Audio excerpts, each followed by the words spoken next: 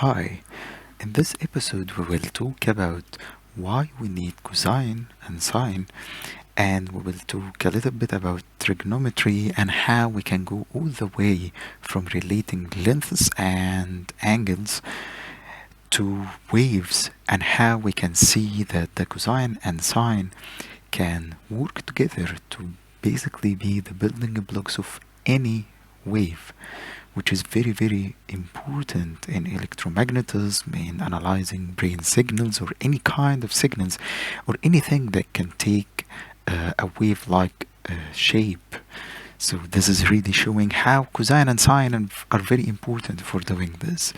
So let's start with something very simple, and we will build up on that and see how this can be generalized to something very, very interesting and very huge with countless applications. So let's consider one thing which is very tiny. Let's consider a unit vector. Let's consider a vector with a length of 1. So this is a vector of a length of 1. And I need you to just think about this vector. So nothing else. We will build on that. So we will build on this vector and see how important this vector is. So this vector is rotating.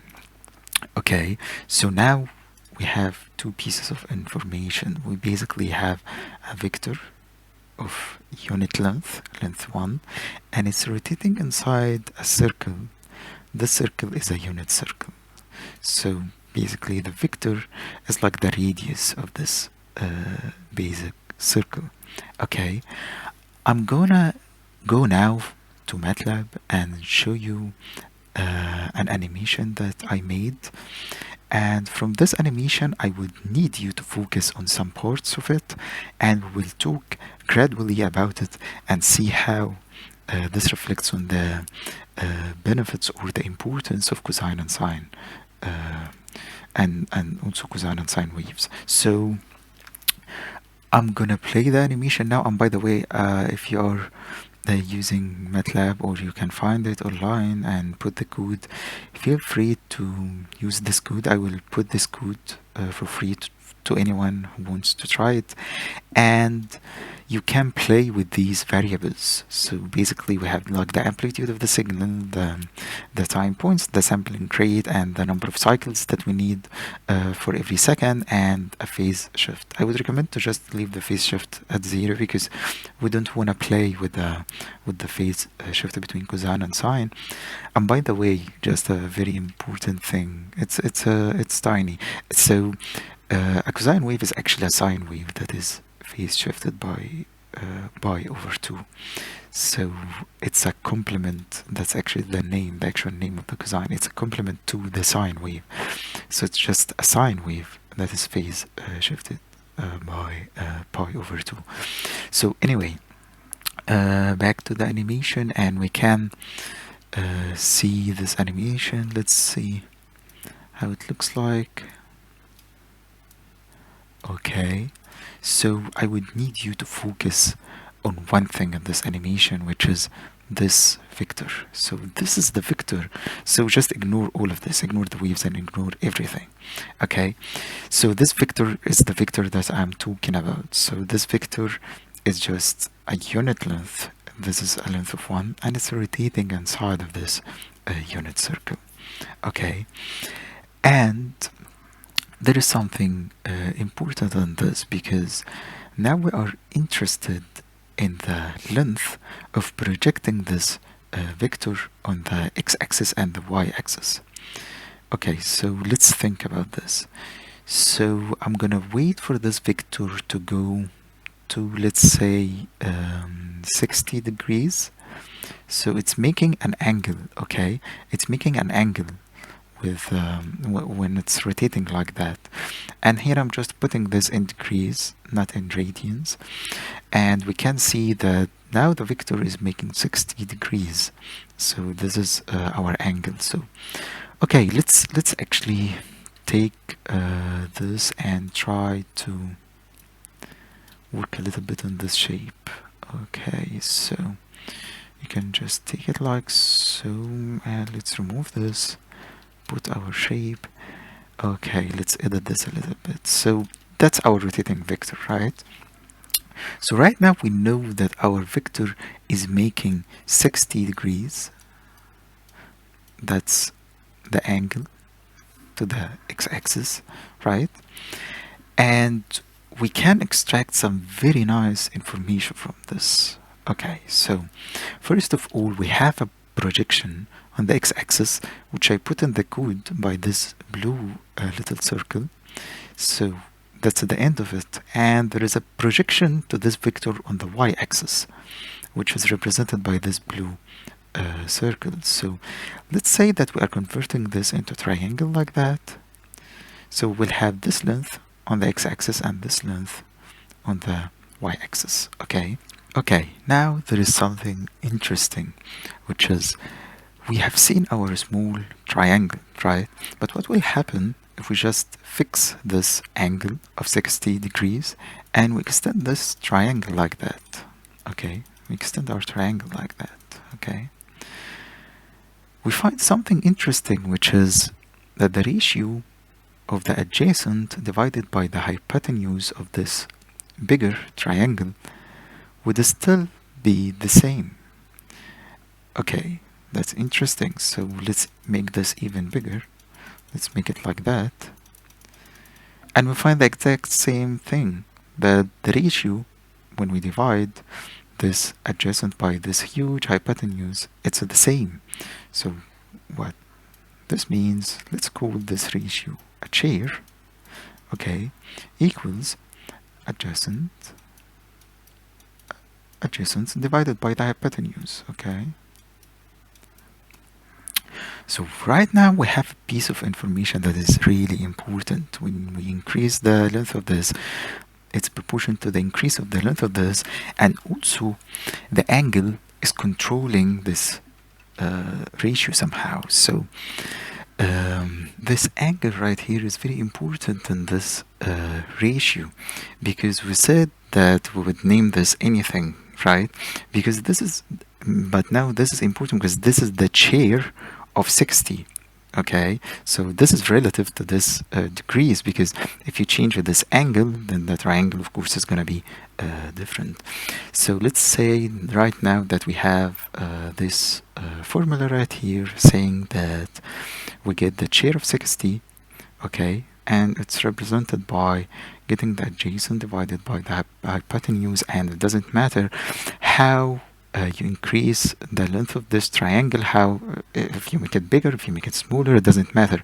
As long as we are talking about the chair of 60, we would have the same ratio between adjacent and hypotenuse. Okay, and that's interesting because let's now look at the small triangle that we had in the beginning. Okay, this small triangle had our hypotenuse, which is our unit vector that we talked about in the beginning. It has a length of 1, right? And we now know that it doesn't matter if we make this triangle better, this ratio between the adjacent and the hypotenuse will always remain the same as long as this angle is the same. So this is adjacent and this is hypotenuse, okay, and we have it to be 1. Okay, so right now what would be the value of this? So this would be adjacent divided by 1, right? So right now we know that the chair of 60 is adjacent divided by 1, which is adjacent, right? Okay, people don't like the name chair and this, so they said, okay, let's name this cosine. Okay, so now we know that the cosine of 60 will equal to the adjacent, but the question is, what is adjacent, right? We can calculate what is adjacent. On your calculator you can do it, you can just take the cosine of 60, but I don't want to do this, I want to do this visually. Okay, so now with our rotating vector we can look at the length of this projection. As we said, we have projected this vector on the x-axis, and this would be our length. So if we measure this length, right here of the adjacent, this would be the cosine of 60. Okay, so now let's look at our code and run it for a second time. Okay, and what I'm doing in the code here, I am just displaying the value uh, when I stop at this angle. So basically you can look at this screen and you would find that when this angle come to 60, when I'm gonna play it right now again, when this angle of the vector comes at 60, there's gonna be something that is displayed here. Okay, so I can do this and you can see when it hits 60, I'm displaying something. What I'm displaying here is basically the projection of the vector on the x-axis and on the y-axis, and I'm calling this cosine. Okay, and if you look at this, this would be the cosine of 60. It's 0.5, and it's not exactly 0.5 for different reasons. One of them is changing, actually the main thing is changing the sampling rate, because I'm here creating a wave and this is not very smooth. So basically if you increase this number, you would have much higher accuracy in estimating this. And you can get also the sine, which is basically the projection of this vector on the y-axis. Okay, so right now we saw how to get the cosine and sine, and you can actually verify this. So I can just take the cosine of 60, okay, and I have to just put this because that's degrees, and it will be 0.5, okay, as we got from the figure. Okay, that's very interesting, because now we know that we can just look at projections, and that's how we calculate the cosine and sine, and cosine and sine are just names describing this phenomena. Okay, so right now we can take this and see the importance of trigonometry in that. So let's consider an example. Let's consider that we have let's say we have a building, okay, and it's very unfortunate because they are gonna destroy this building. Okay, so right now you just need to know where to stay in order to be safe. Okay, so you need to estimate the distance. Let's say that this is you. Okay, and you need to estimate the distance, or you need to estimate the height of this building such that you are in the safe zone away from this building. Okay, so it's a problem that could be solved by trigonometry and using cosine and sine. Okay, so okay, let's use this example, and let's say that here is a distance. Let's say that this distance from here to the origin is 23. Okay, and let's say that you have been looking, you are here, and we have been looking from this part, and we see that the top of this building is here, and it's covered by this hypotenuse and this big triangle. So now we are looking at this triangle right here. Okay, so now you see we have measured that this angle, there is a device to measure this, by the way, so it's real. So we have measured that the angle from the ground to the top of this building is 60. Okay, and we have seen that the distance that we have from the building that we are currently standing, we are standing here, okay, at the origin, and this is 23 meters away from the building. But you would like really to know if this is safe. Should you stay 23 meters away, or it should be longer? Okay, so what you need to do, you need to estimate the distance or the height of this building because it's gonna come down. Okay, so what you can do is that you can basically say that we have a ratio. Okay, we can use the same ratio. We now know the adjacent divided by the hypotenuse is equal to cosine of 60, and we have just seen from the cosine of 60 is 0.5. So we can say that we can take the adjacent 23 divided by hypotenuse, right? And this would equal to what? The cosine, right? The cosine of 60, which is 0.5, right? Now we can get the hypotenuse, which will be 23 divided by 0.5. So we will know that our hypotenuse equals. So now we need to estimate this height right here. So we can say that the height of the building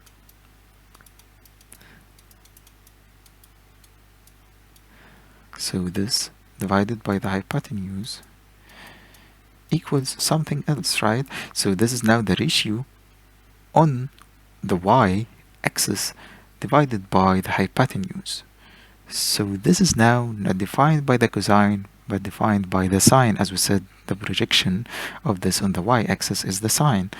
So now if we take this ratio of the building height divided by the hypotenuse, it will be the sine of 60, which is almost 0.87.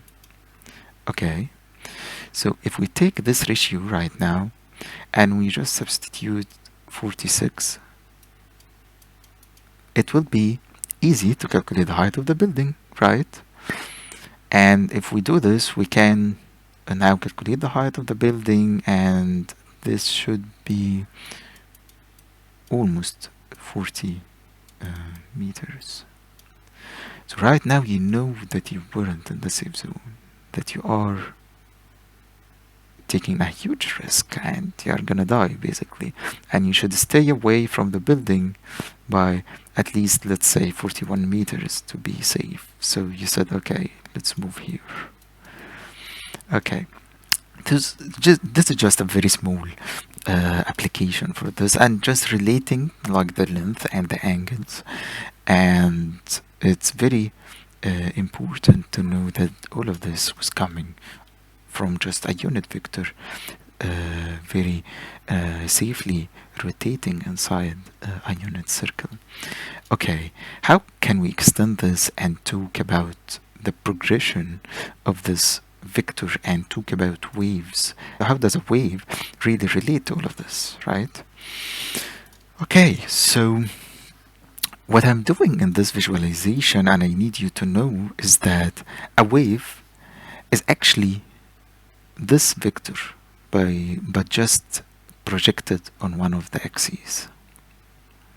What is the meaning of that?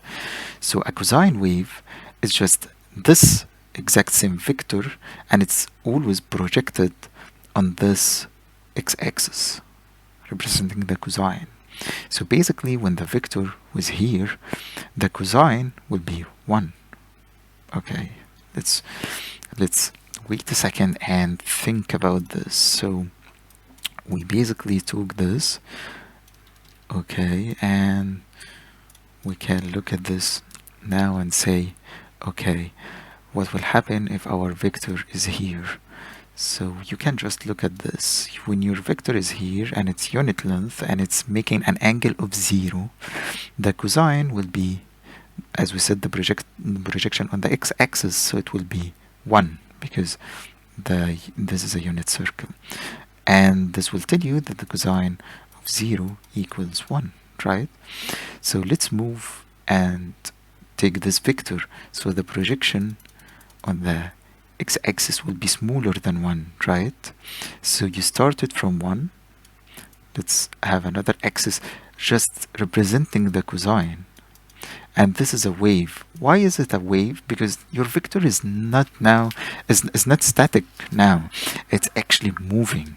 So with every instant of time, you observe that your vector is changing its angle. So your vector started at making angle of 0, which we call the phase, by the way. So this is phase, which is the angle that we make with the x-axis. Okay, so now we know that the cosine of 0 is 1, and we do not memorize this. We can get this from this shape. So what is the cosine of 30? I don't want exact numbers, I just need an estimation. So when my vector is now rotating and it achieves 30, it will be smaller than 1, right? Because the projection here is smaller than 1, so it will be something like this. Okay, what will happen when it reaches 60? It will be even smaller, so it will be here. What is happening here is now that we are changing the phase, we are changing the angle, and we are progressing in time. So this is a timeline, actually. This is a timeline, okay? So with every instant of time, you are changing the angle, and accordingly, your projection on the x-axis is making this wave that we call a cosine wave. Okay, what will happen when you reach 90 degrees? The projection will be here, which is 0, because this is 0 and this is 1, so it will be 0. So when we reach it here, it will be 0. Okay, and we can see, let's say 180. So the projection of this will be -1, because as we said, this is a unit circle, so it will be -1. And here it will be 0. And if we go all the way again, so if we go all the way again here, it will be 0 or 360. It's the same, so it will come all the way here. Okay, let's connect these points. Do you see what is happening? This is now representing a wave.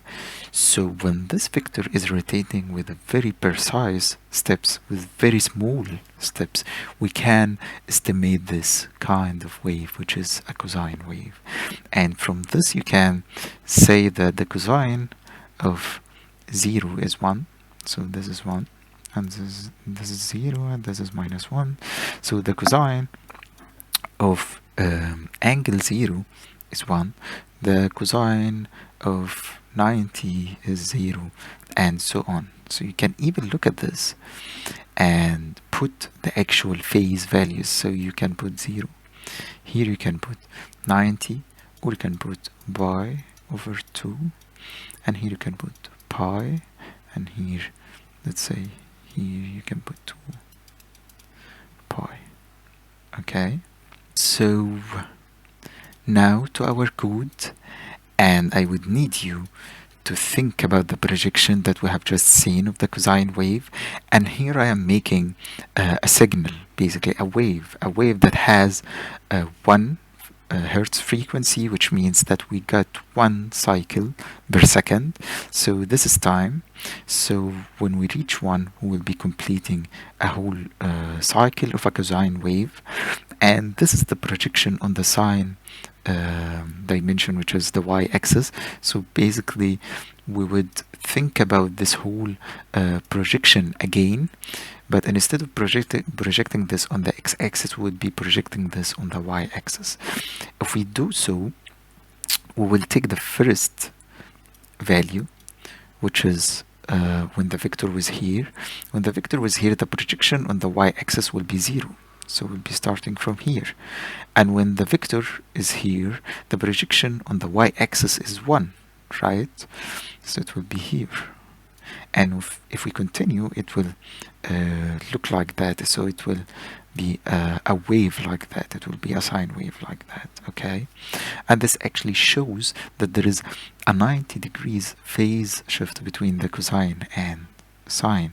What I mean by that 90 degrees phase shift, it's pi over 2 phase shift, because imagine that you have taken this shape and you just move it pi over 2. We know that this is pi over 2, Okay, so what will happen if I start, if I phase shifted my signal by pi over 2, if I start from here and assume that this is my beginning, then this would be maximum, and then it goes down and then up, which is the cosine wave. Okay, back to the code, and now we can, I think we can play this animation and just let it play. And I really encourage you to just play this animation over and over again, and then stop playing this animation and just try to visualize it. Really try to visualize it. So just assume that you have a vector, have a mental image of this vector, that you are rotating this vector, and your vector is projected like here and going on this x-axis, and then it's going back. And that's how exactly it's drawing this wave right here. And it's projected on the y-axis and plotting this wave right here. So right now I'm gonna just leave this part. I'm gonna just show you the beginning of this, and then we can see the animation. So here I'm just showing you what will happen when we plot each one of these. So when we plot this and we get these points, and when we plot the other ones as well, so you can verify this actually. Okay, and I'm just putting these points as an example, nothing more. Okay, and then we can connect them if we move with a very precise steps, very small steps. So right here I'm gonna play the animation, so it will be like that, and we can see the projection of the x-axis and the y-axis when the vector is rotating, and how in the meantime we can draw the signal like that. And by the way, this code, I really encourage you to read the code. Do not really spend a lot of time knowing like the plotting mechanism of this, but just look at the equations, because this is a direct mapping of the equations. It is not something that I manually edited. No, these are the equations and these are the cosine and sine waves. So it's very good to look at this, and I encourage you to play even with these values and see what happens. Like playing with the frequency will squish the signal a little bit because the frequency is now higher. Okay, so I'm just gonna leave this until it finishes the whole signal. So in this signal I didn't draw one cycle, I have drawn 2 cycles, and I've assumed that our signal is going for 2 seconds. Okay, so when this finishes, I would like to show you another shape, which is a 3D shape for the cosine and sine. Okay, as we can see, let's play that another time such that it will be obvious. Okay, this is cosine and sine, and this is the temporal progression, and this is a 3D shape. As you saw, we are not looking at the cosine but the sine. When we project it, it looks like a sine wave, and this is a sine wave going 0, 1, and then -1, and so on. And we can actually change this and look at this from different angles. This is still 3D. Here I'm just projecting to see the sine, but here is the cosine, and you can see that this is actually 3D. Okay, so let's now project, let's now get rid of sine and look at cosine and see what happens. Do you see what happens? Now we're starting from 1 going to -1, and it goes like that, and it's an actual cosine. Okay, and this is an actual 3D shape, and we can even see the unit circle, which is the relationship between cosine and sine. Okay, now I need you, instead of using the calculator all the time, to really take a moment and think about the cosine and sine, and that everything is coming from this very fascinating unit circle and this very nice unit vector that is rotating inside the unit circle and making this kind of waves. This is very important. This concept is very important because we will see later on how we can use cosine and sine to literally make any wave, and this will be the topic of next video when we will talk about the Fourier transform and how we can basically use cosine and sine to add them together to construct any wave that you can imagine. And this is very important because even the video that you are seeing right now, even the image that you are seeing right now on the screen, is using some kind of a transformation like a Fourier transform in order to go from the time domain, or even let's say the image domain, to the frequency domain, and just look at a small portion that is interesting in the frequency domain, and then it does the inverse of the Fourier transform to be projected back on the screen, and that's a sort of compressing the image or the video.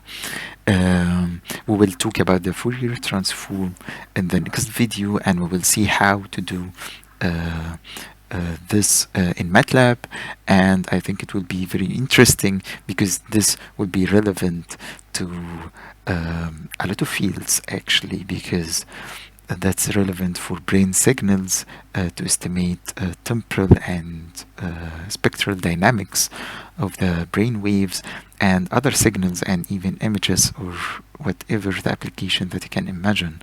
The Fourier transform is very important in all of this. So thank you so much for listening, and see you in the next one.